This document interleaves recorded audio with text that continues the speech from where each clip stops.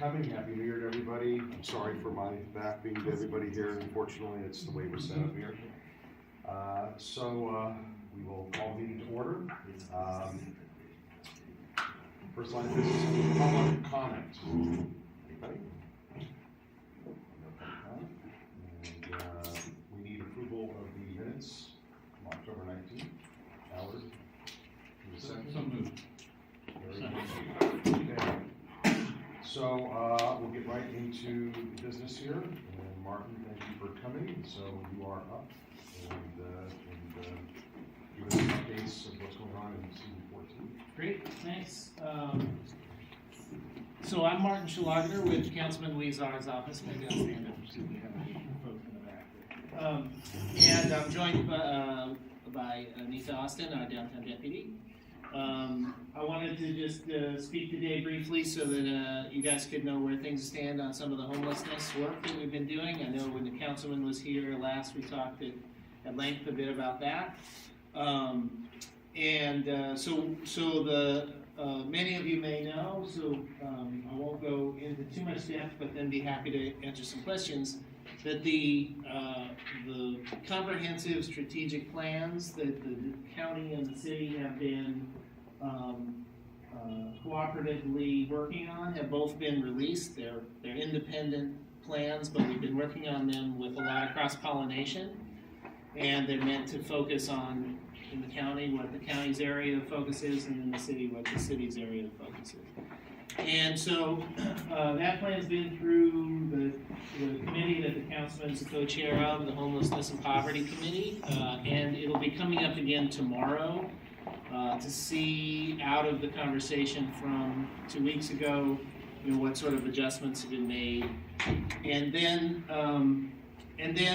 presuming that gets approved and then would go to council for approval, it's really a question of implementation. So let me just tell you a little bit about that process, both what's in the plan a little bit, the kinds of areas that it covers, and then what we'd hope to see toward implementation.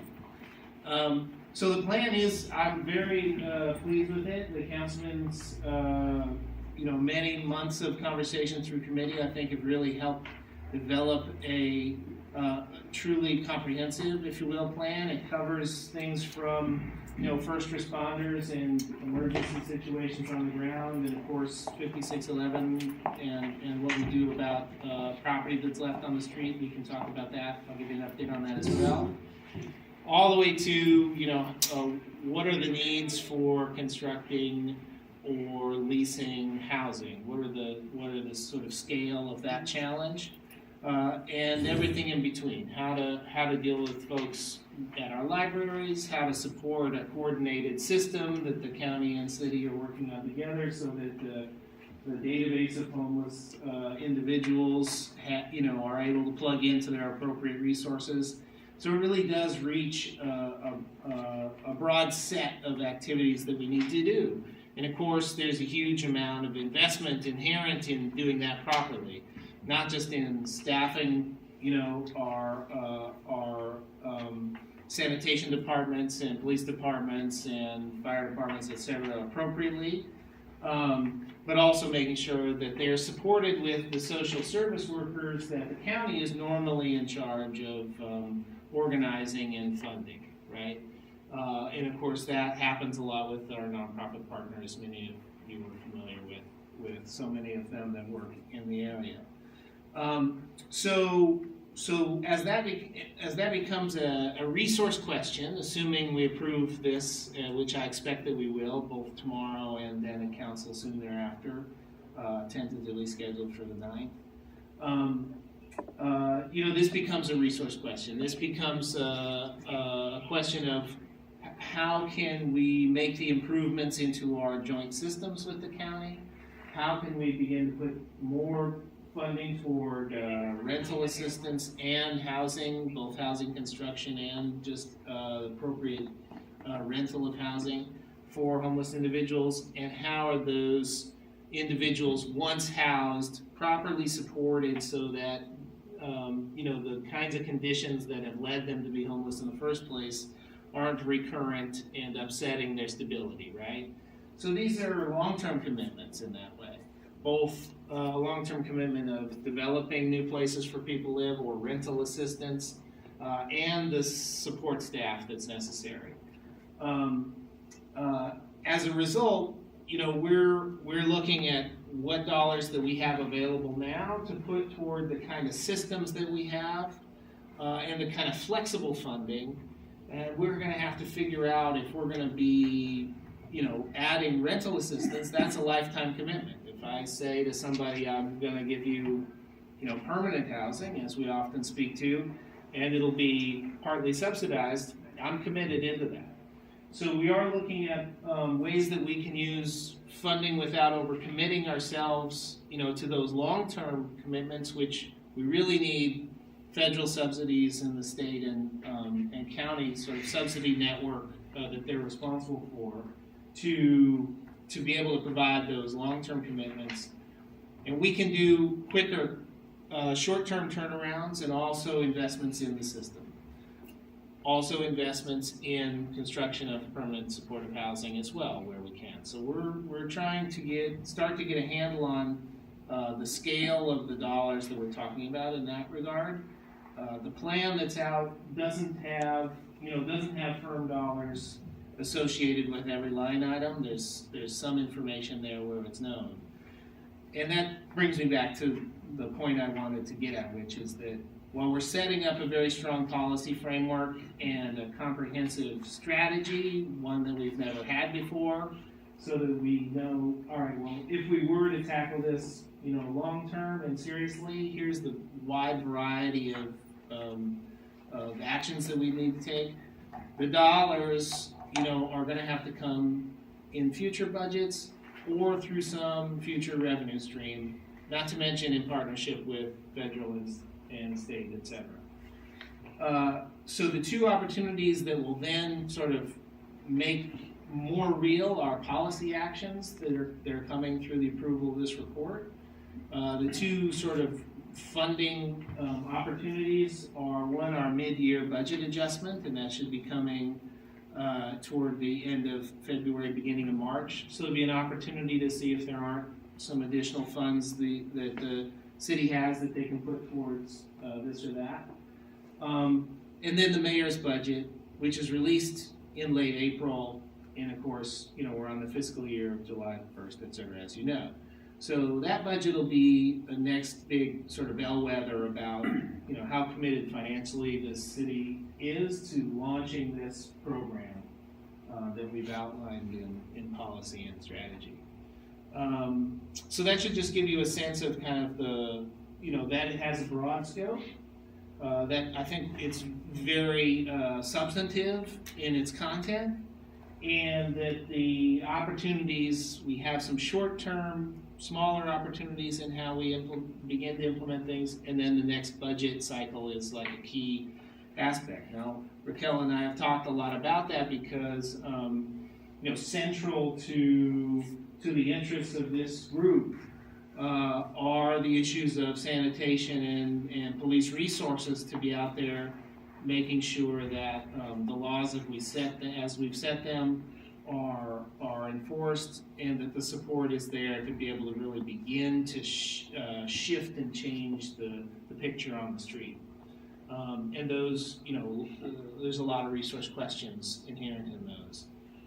So that cycle is going to be starting, and Raquel and I have been in touch about that for sure, talking with sanitation, and I encourage continued advocacy from all of you to make sure that we have the sanitation and other resources necessary to make sure that the streets out here are improving as we hope that they will, as we tackle this issue more substantively and more consistently.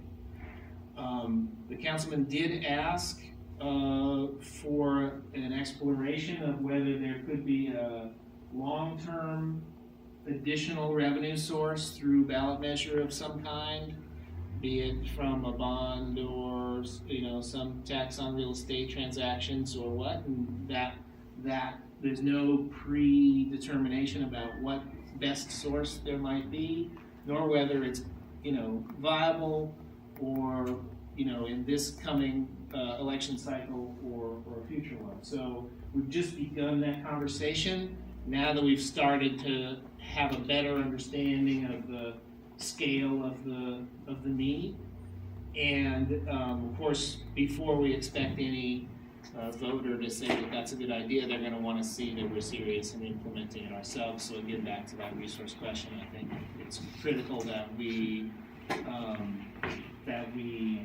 show that we're up to the task. Let me just finish with a couple other things, and then I can answer any questions. So obviously related and on a parallel track is this issue of 5611, the law about what is permitted on property on the street and how to deal with that. The city attorney has put out their draft language, so that's on the county's, the city's council file website now, where all our draft ordinances and legislative actions are. So that's available to you, and Raquel can send a link to that if you haven't already gotten it. I think it looks very good. It looks just like what the council had voted on the last time it took up the action, and so they've added some very good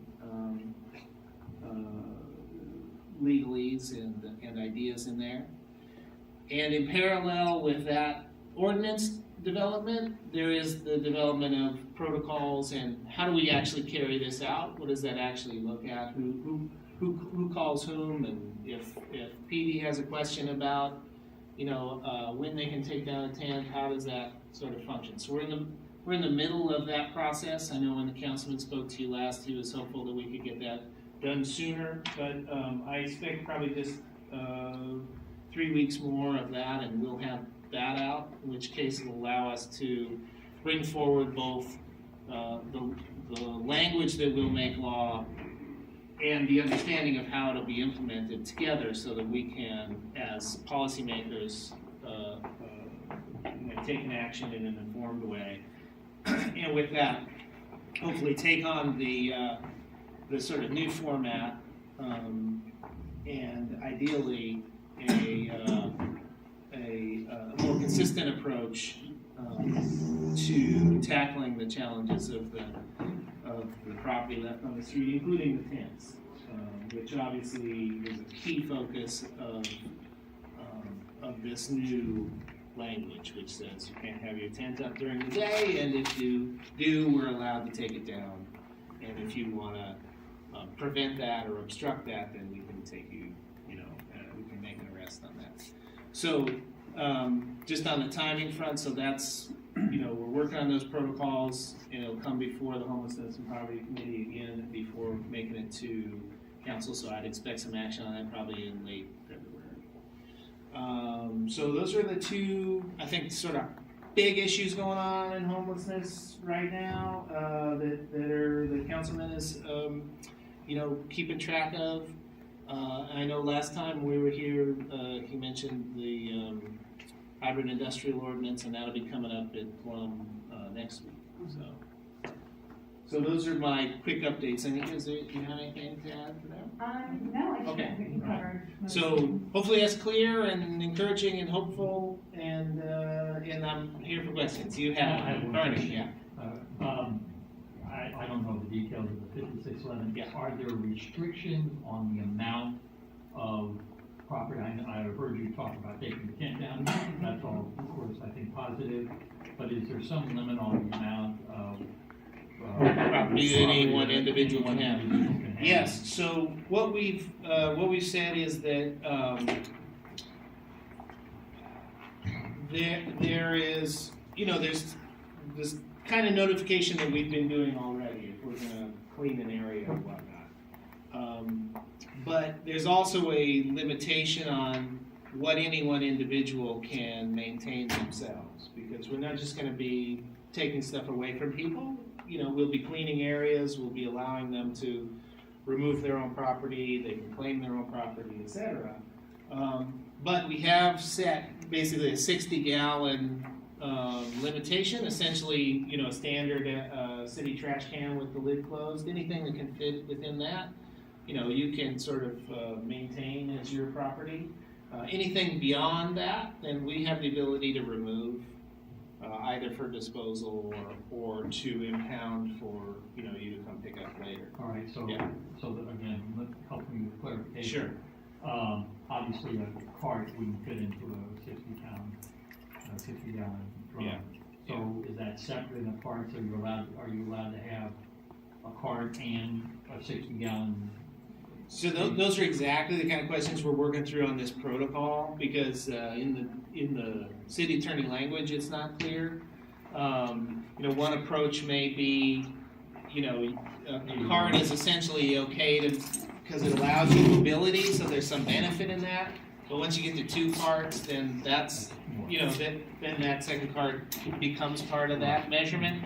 But we haven't worked through all those details. But that's the kind of those are the kinds of discussions we're having. On that, take that one issue. Just. Yeah, on whether a cart is allowed or not. Well, whether a cart equates to a 60. Yeah. So I haven't actually had that conversation with him. Certainly, he's aware of a number of these challenges, but he wants to see what the departments come up with. We're sitting with police department and sanitation and street services and rec and parks and whatnot to try to figure out what works as a protocol for the city as a whole. And he wants to see what that spits out first to then grapple with, okay, what works. So the tent has to fit in the 60-gallon? So a tent has to be deconstructed during the day, right? So After 9 p.m., 6 a.m. right, exactly. So you take that down. You got 16 people, right, that would authorize to take it down, am I right? No, that's not true. That's what you said yesterday, so that was not true. So that question yesterday, so this came up at one of the committees, the Public Works Committee, though they heard it before the protocol was completed. And the question was to sanitation, how many people do you have in your crews that are currently doing homeless encampment cleanup? And so they have 16 people. And The law is written such that city officials are able to deconstruct that tent. So if a police officer found that was necessary for them to do at that time, for any reason, then they would have the right to do that. If sanitation or our new budget put additional resources toward it, they could put as many people as we have toward it. If they wanted to pull from other parts of the department to be able to do, an additional sort of surge of activity, then we'd be able to do that. Street services, also city officials. So there's a range, the way the law is written, you asked about authorized, the authority goes to city officials. Now, the question, as I mentioned before, is really what resources are we willing to put toward that? So the tent has to. So back to your point, sorry about that. Has to be deconstructed, at which point it becomes part of your 60-gallon thing, so right? That is part of the 60 gallons, so the Yes. tent and then whatever else they can shove Yes. in there. Yes. So that would be part of your measurement. And if we found that to be in excess or for whatever reason we felt we needed to impound that's allowed. If we had to come deconstruct that, we could also then impound it. They'd be allowed within that 90-day period to come and get their stuff back. But we wouldn't just dispose of it unless there was a health and safety reason to do so. But the idea is it would need to be part of that limitation. Does BID play any role under 5611? So out of the conversation we had last time, I raised that with the city attorney, Right. and they said this is strictly, what the city is setting up for rules unto itself, and so they're not dictating what private entities do. And I asked them specifically about the bid in that regard. They had told me, and this was just informal conversation, so if we needed to get this in writing or something, we would need to do so. But they told me this doesn't dictate what a bid does. This dictates what the city does. So our own city, Well, yesterday when Flores, who was, I guess. yeah, Valerie Flores, yeah. She was asked that question in committee, and she, I wasn't at the committee, I listened on the phone, but it seemed to me that she blew it off and said, no, this is not, VID is not involved in any of this, which may or may not be consistent with what you just said. Yeah, what she said in committee was consistent with what she told me, which is that This is just about how our city agents are acting. It doesn't affect others. Now, whether that needs some further exploration, I invite that conversation, and I want you to know I did raise it with her, and obviously it was raised at committee too. So this question can come up again before this goes any further in late March late February. Yeah. And I want you to know that I'm aware of that concern from our last conversation, and we'll continue to explore it. So, Yes. I can't wait, so I apologize. No problem. It all sounds great, you're creating these protocols, you're still going through this process. My concern, as I think most people at this table, is what is the reality of the situation? And we don't want the police force out there dealing with, trying to clean up the trash, nor do I think they want to be dealing with it. They've got bigger and better things to do. So in reality, who is going to deal with this issue? If it is sanitation, and there are only 16 sanitation workers assigned, I understand that the law says that the police and city officials can do it, but that's not reality. We need to set up protocols that can actually solve this issue and help us clean up the streets. Well, I think there's a couple things that in what I'm talking about will become real. So one is there's been a hesitance while this policy making has been, going back and forth over the last many months. There's been a hesitance on the ground to say, okay, I'm really going to take aggressive action here because I'm not totally sure within which bounds I'm operating. Once we set this and the protocols, those bounds will be clearer. Now, yes, the idea is, in an ideal situation, we're going to have sanitation out there in full force because they're able to make an on-the-spot assessment about what's a public safety hazard. They have the crews trained to deal with that. They've been recording everything that they dispose of and that they impound. And we have our storage facility that they have very quick access to. But the question of authority is important. While the reality on the ground is that we need sanitation workers out there doing this, the question of authority is important because if our police officers are out there, sanitation crews are busy, in some other fashion, and they've got a problem situation, they have the authority to deal with it. Even if that's not our ideal deployment of resources, right? But we want to make sure that they have the full authority to deal with it. And are you going to plan for a big push, one cleanup a week where sanitation is going to throw having a number of resources to come in during a week at the start of whenever this gets approved to do a massive cleanup?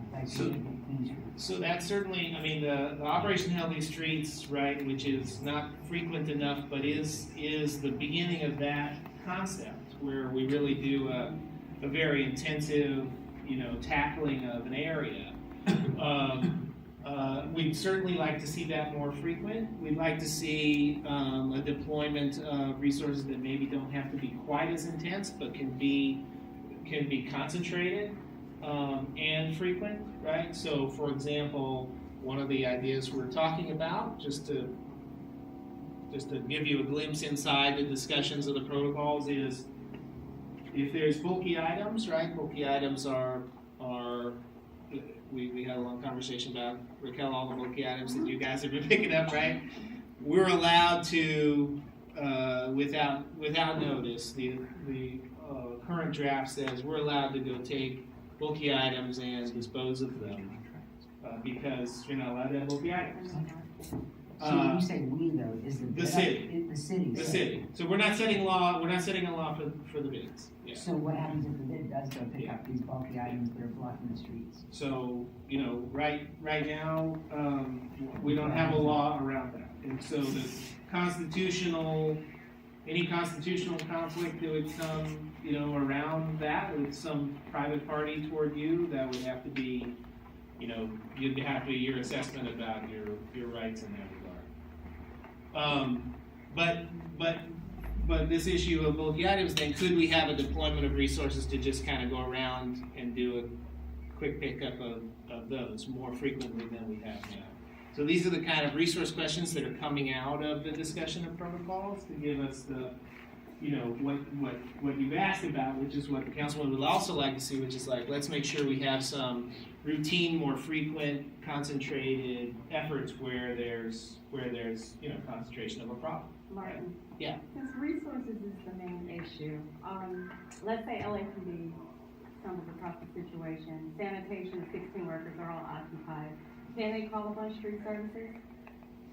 Or Well- is it just strictly, because, street services, you said all city workers. Yeah, it so would be allowed. It would be It allowed. would be allowed. And is there an opportunity to maybe explore contracting sanitation workers, maybe an organization supplementing, So sanitation already does contract out, for example, some of the hazardous materials work that they do. So that would just be a contract issue with sanitation. sanitation? Yeah, I But mean, that's something that's if possible. sanitation is contracting out, they're working as an agent of the city, this is a city, they're gonna have to follow all the city's rules. Right. So we can't contract out and say, oh, we don't know what that contracted agency is doing, but if we contracted out and that was the appropriate way to expand the availability of resources, say for example a temporary surge, then that could be done. But